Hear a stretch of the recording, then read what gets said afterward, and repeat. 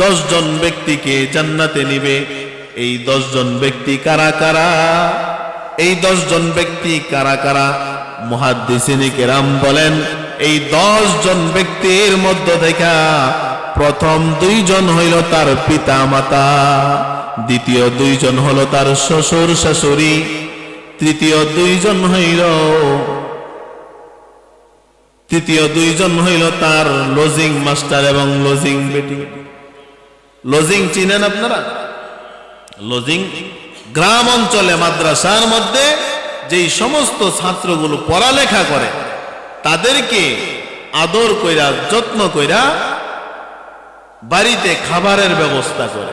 এমন অনেক আল্লাহর বান্দা আছে, আয়েশা বলে যে হুজুর আমার ঘরে খাওয়ানোর জন্য একজন হাফেজ সাহেব দিয়ে নি, আমি যা খাই সে তাই খাবে। আমার দিলের আশা আমার ঘরে খাইয়া একজন ছাত্র কোরআনের হাফেজ হোক। সন্তান কোটি কোটি টাকার মালিক হবে এই চিন্তা করে নাই, মাওলার ভয় দিলের ভিতরে নিয়া কিয়ামতের দিনের সম্মানের কথা চিন্তা কইরা কষ্ট কইরা তার সন্তানকে কোরআনের হাফেজ বানাইছে। এজন্য আল্লাহ রাব্বুল আলামিন এই সমস্ত হাফেজে কোরআনদের পিতা মাতাকে সম্মানিত করেছে। হাফেজে কোরআনের পিতা মাতাকে সম্মানিত করছে। শুধু তাই নয়, যারা কোরআনের হাফেজ, কোরআনের হাফেজদেরকে আল্লাহ রাব্বুল আলামিন সুপারিশ করার অধিকার দান করবেন। তিরমিজি শরীফের হাদিস এর মধ্যে আছে, আল্লাহর পয়গম্বর জানায়া দেন, দুনিয়ার মধ্যে যেই সমস্ত মানুষগুলো মাওলা পাকের কালামকে মুখস্থ করবে, তার সিনার মধ্যে ধারণ করবে, ওই সমস্ত কোরআনের হাফেজদেরকে আল্লাহ তাআলা সুপারিশ করার অধিকার দিবেন 10 জন ব্যক্তি যাদের জন্য জাহান্নাম ওয়াজিব হয়ে গেছে। এমন জাহান্নামীদেরকে সুপারিশ কইরা কইরা আল্লাহ রাব্বুল আলামিনের অনুমতি নিয়ে সে জান্নাতে নিয়ে যাবে।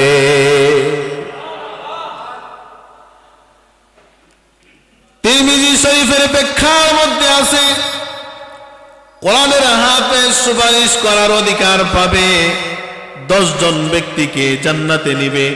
এই 10 জন ব্যক্তি কারা কারা? এই 10 জন ব্যক্তি কারা কারা? মুহাদ্দিসিনে কেরাম বলেন, এই 10 জন ব্যক্তির মধ্য থেকে প্রথম 2 জন হইল তার পিতা মাতা, দ্বিতীয় 2 জন হলো তার শ্বশুর শাশুড়ি, তৃতীয় 2 জন হইল তার লজিং মাস্টার এবং লজিং বেটি। লজিং চিনেন আপনারা? লজিং গ্রাম অঞ্চলে মাদ্রাসার মধ্যে যেই সমস্ত ছাত্রগুলো পড়ালেখা করে তাদেরকে আদর কইরা যত্ন কইরা বাড়িতে খাবারের ব্যবস্থা করে। এমন অনেক আল্লাহর বান্দা আছে, আয়েশা বলে যে হুজুর আমার ঘরে খাওয়ানোর জন্য একজন হাফেজ সাহেব দিয়ে নি, আমি যা খাই সে তাই খাবে। আমার দিলের আশা আমার ঘরে খাইয়া একজন ছাত্র কোরআনের হাফেজ হোক। আল্লাহ পাক রব্বুল আলামিন কাল কিয়ামতের ময়দানে হাফেজ সাহেবকে দেখাই দিবেন, ওই যে দাঁড়ানো, তুমি যার বাড়িতে খাইয়া পড়াশোনা করছো, কোরআনের হাফেজ হইছো, ওই ব্যক্তিরা জাহান্নামের কিনারার মধ্যে দাঁড়ানো। তার বাড়িতে খাইয়া তুমি কোরআন মুখস্থ করছো, তুমি ওই ব্যক্তিটার জন্য সুপারিশ করো, আমি আল্লাহ তাআলা সুপারিশ কবুল করব। হাফেজে কোরআন তাকায় দেখবে, ওই যে ব্যক্তি তার বাড়িতে আমি 3 বেলা প্রতিদিন খাইছি হাফেজ হওয়ার আগ পর্যন্ত, আজকে আমার ওই ব্যক্তিটা জাহান্নামে যায়, আল্লাহর কাছে সুপারিশ করবে রব্বুল আলামিন, এই ব্যক্তির ঘরে 3 বেলা খাবার খাইয়া আমি কোরআনের হাফেজ হয়েছি। রব্বুল আলামিন কত আদর করে আমাকে খাওয়াইতো, সাথে বসায় আমাকে খাওয়াইতো, বাজার থেকে ভালো ভালো জিনিস আইনা আমি কোরআন মুখস্থ করি হিসাবে মোহাব্বত কইরা আমাকে দিত। রব্বুল আলামিন আজকের এই কঠিন ময়দানে আমার এই লজিং মাস্টার ছাড়া আমি জান্নাতে যাব না। এই ব্যক্তিটা আমাকে 3 বার খাবারের ব্যবস্থা করত। রব্বুল আলামিন তার বিবি, তার স্ত্রী আমার জন্য 3 বেলা খাবার পাকায় দিত।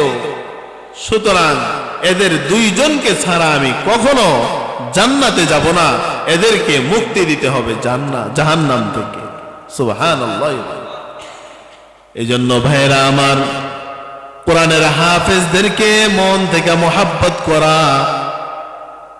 যেই সমস্ত মাদ্রাসাগুলোর মধ্যে হাফেজে কোরআন তৈরি হয়, ওই সমস্ত মাদ্রাসাগুলোকে মোহাব্বত করা, তাদেরকে সাপোর্ট দেওয়া, তাদেরকে সাহায্য করা, সহযোগিতা করা।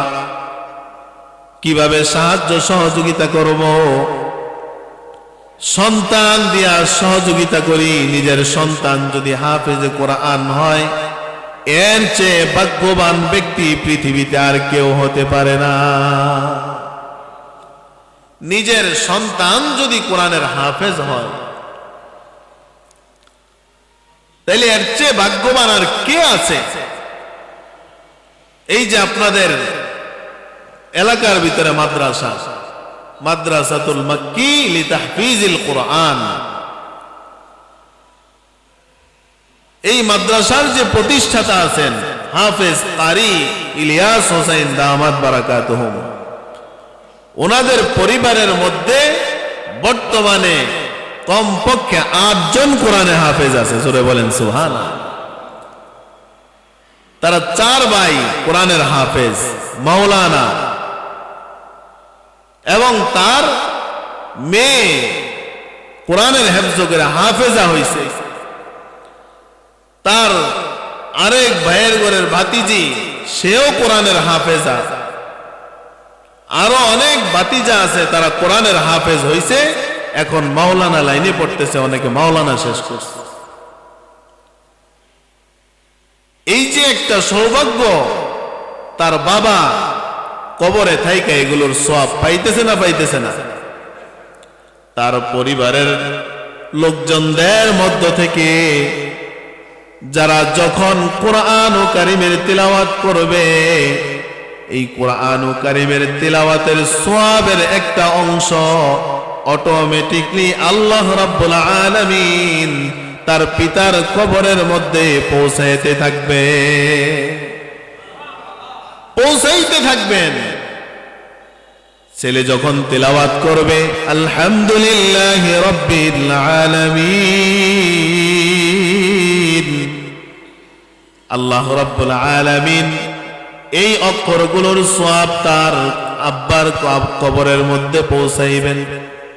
যখন পড়বেন আর রহমানির রহিম, আল্লাহ তাআলা এই সওয়াবগুলো তার আব্বার কবরে পৌঁছাইবেন। আল্লাহ তাআলার একটা গুণবাচক নাম হলো রহমান রহিম।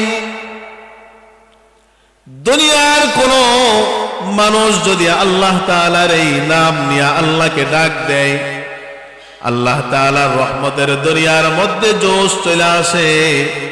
আল্লাহ রাব্বুল আলামিন সাথে সাথে তার জন্য রহমতের ফয়সালা করে দেয়।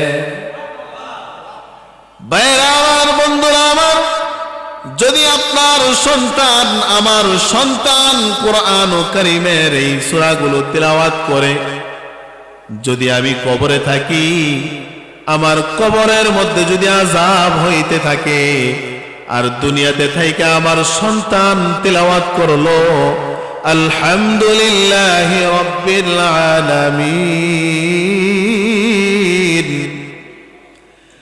আর রহমানির রহিম,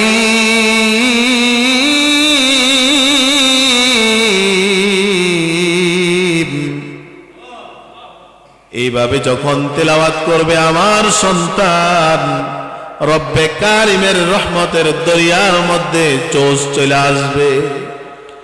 আল্লাহ তাআলা ফেরেশতাদেরকে ডাক দিয়ে বলবেন, ওরে আমার ফেরেশতারা, তাড়াতাড়ি যা, আমার বান্দা দুনিয়ার মধ্যে আমার কালামে পাক তেলাওয়াত করে আমাকে রহমান বলে ডাক দিছে, আমাকে রহিম বলে ডাক দিছে।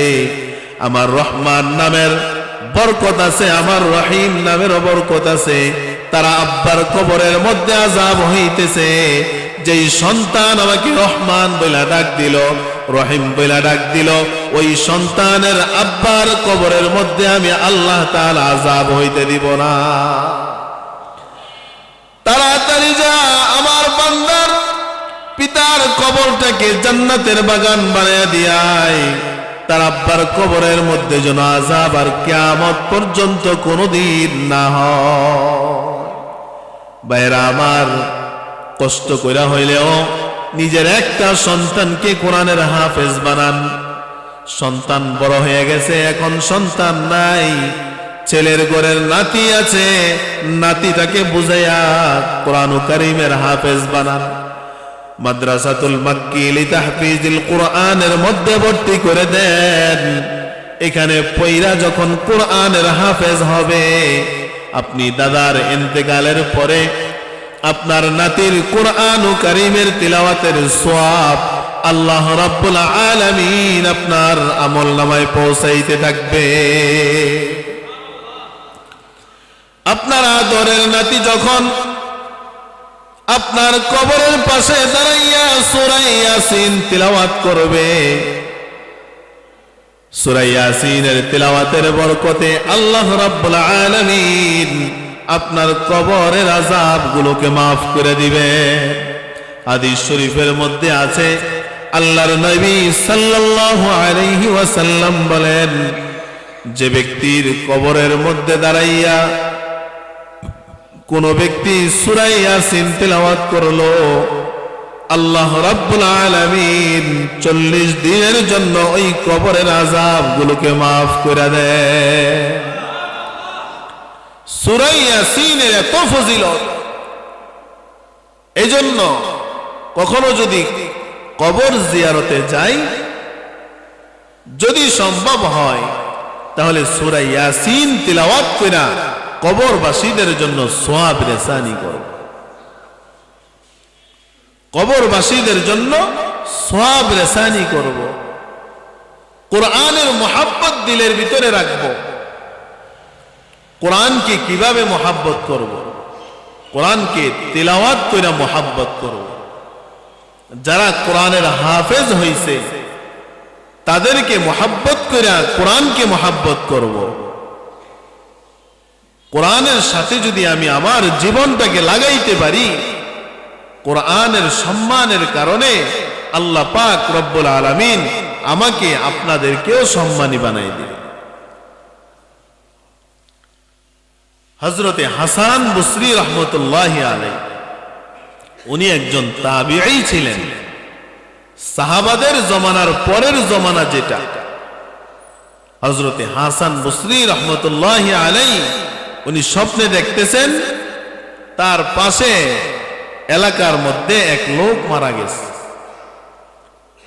এক লোক মারা গেছে, তাকে খবর দেওয়া হইল স্বপ্নে যে অমুক এলাকার মধ্যে এক লোক মারা গেছে, তার জানাজা কাফন দাফনের ব্যবস্থা করার মতো কোনো লোকজন নাই।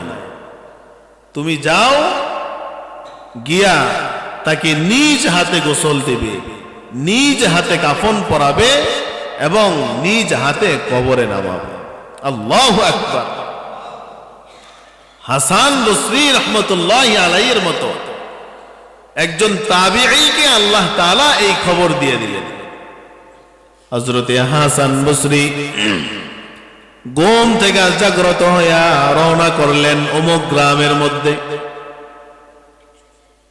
ওই পাশের গ্রামে গিয়া বলতেছে, এই নামে কেউ আছে কিনা যার নাম আব্দুর রহমান?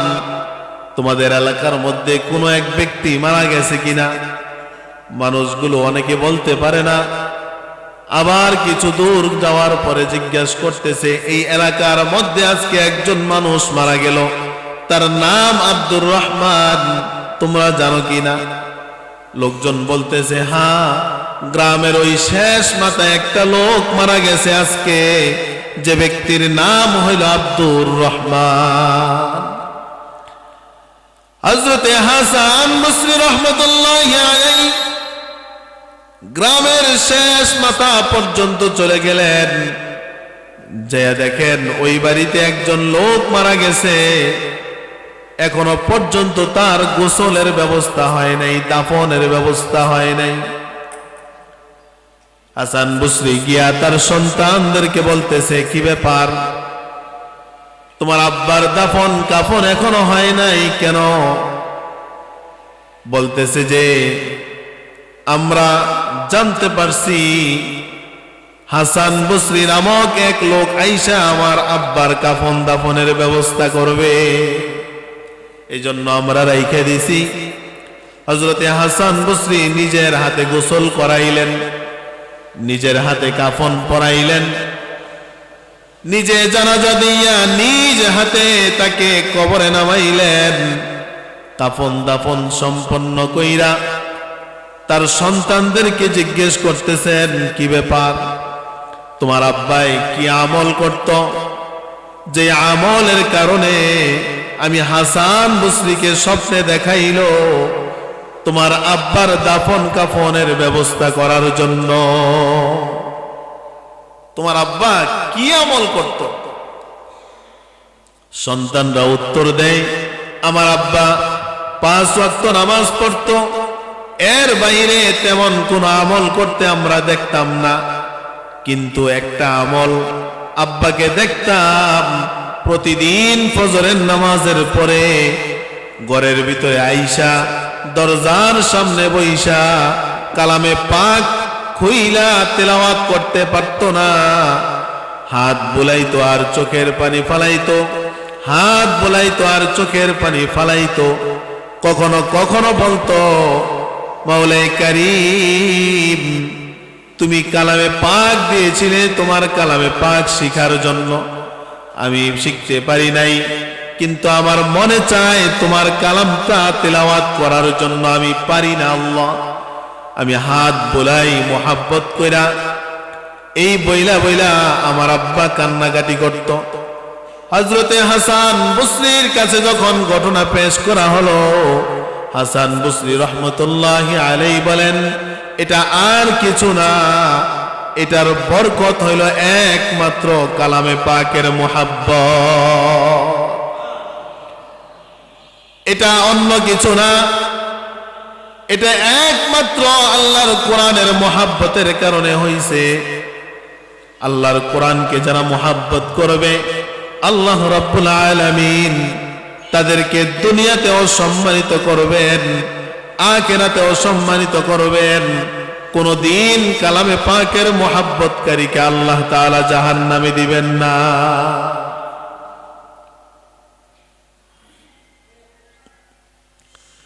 এজন্য আমরা কালামে পাককে মোহাব্বত করব।